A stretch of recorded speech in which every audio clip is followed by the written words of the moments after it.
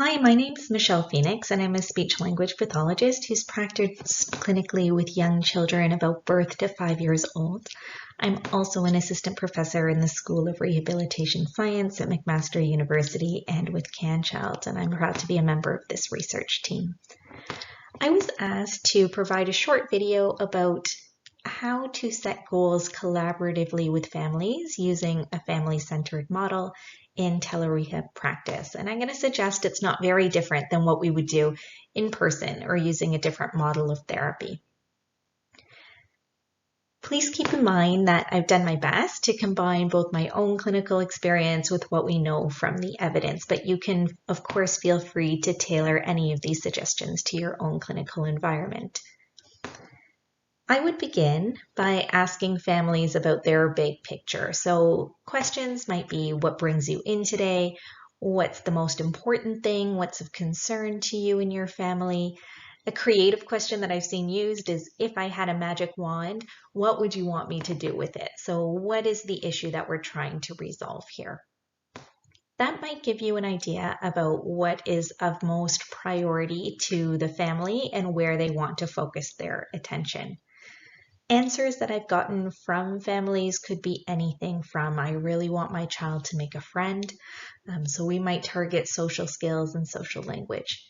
It could be something like, I really want my child's teacher to understand them. So maybe I know that we're working in the area of speech clarity. And of course, this is all going to be complementary to your own full assessment with the child.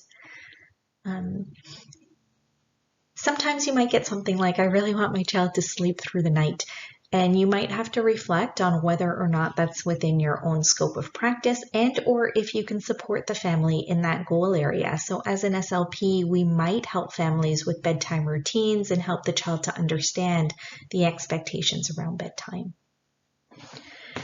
The next step we're going to address is, I call it breaking it down. So if we have these big things that might be quite far for where this child is right now, so making a friend might be really hard for a child who doesn't yet pay attention to other children in their environment, or being understood by an unfamiliar person, such as a new teacher, might be really hard for a child who has a very limited consonant repertoire.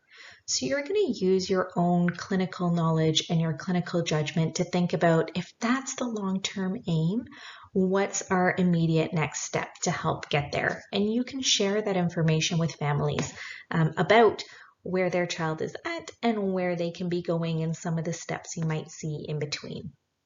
So for example, if you're trying to help a child make a friend, you might say that interacting with other children in the classroom and doing pretend play might be really hard given where they're at right now. But a common first early developmental stage for children is just to play side by side with another child. And maybe we recommend a sensory activity that can get the child used to being in close proximity to another child. Or if they're already there and you see that they're ready for something more, perhaps we're ready to work on turn taking, but not with a language-based activity. So they might start with kicking a soccer ball back and forth, for example.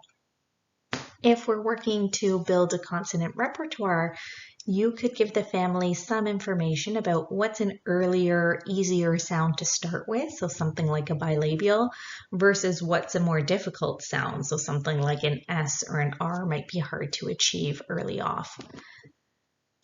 But we're not just the experts, the knowledge givers, etc. This really needs to be a bi-directional, reciprocal conversation with the family. So from there, we might try to personalize the target. So if we stick with those two kind of goal areas, to personalize the turn-taking activity, the family might tell you that soccer is not really a thing that their family's into, but the child, the client, has older sibs who love football. Could we instead do this by passing a football back and forth? And maybe the child has some physical limitations in a wheelchair, so tossing a football back and forth could work really well for that child. If we think about the speech sounds, we might go, okay, well, if we have b and p that are really easy for children to get off of the bat, are there any words that you can think of that might be really highly motivating for your child that use those sounds at the beginning of the word?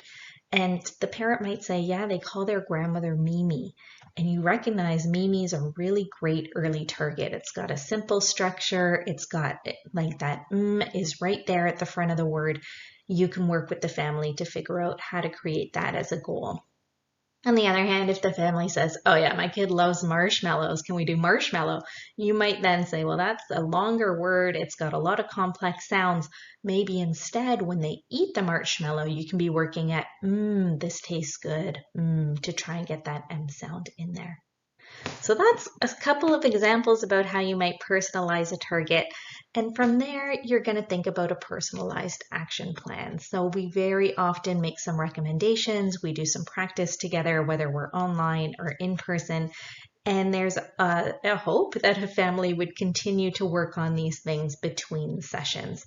So to personalize that action plan, if we go back to the turn taking and throwing the football, then the family might say, if you ask them, what's a good time for practicing this activity at home?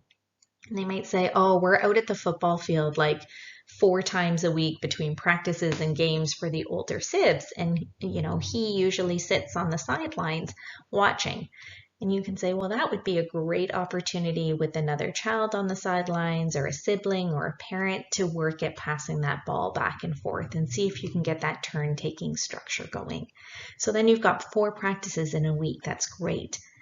Alternately, for the Mimi, for practicing that sound, you might suggest that they look at the photo album together every night before bed, and they say night night Mimi in all of the pictures of grandma, so they get some good loaded practice in there. You can talk to families about the importance of loading up the practice. Alternately, if they say, well, Mimi drops our kids to school every day, well, then maybe that's a great time to do bye Mimi, and the child doesn't necessarily have to combine those words, but they get a turn to say Mimi, and they do it a couple of times over.